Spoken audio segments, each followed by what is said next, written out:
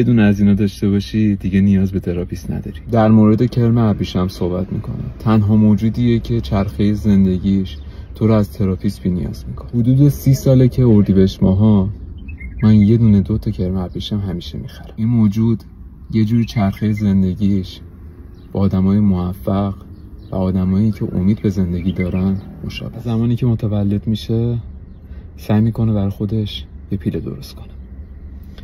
یه مدت کوتاهی میره تو پیله و بعدش پروانه میشه.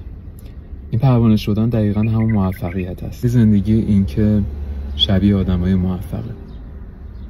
برمی‌داره غذا میخوره، کار میکنه، برای خودش خونه درست میکنه و بعدش خودش رو تبدیل میکنه به پروانه شدن.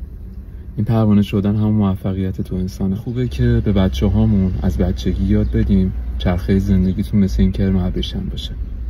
خودتون تلاش بکنید تا موفق بشید. این که هیچکس کمکش نمیکنه پیله بسازه و پروانه بشه. فقط به دنیا نه مشوقی داره و نه دنبال بهونه است. چرخه زندگیشه. میتونه این مابین بمیره، میتونه موفق بشه.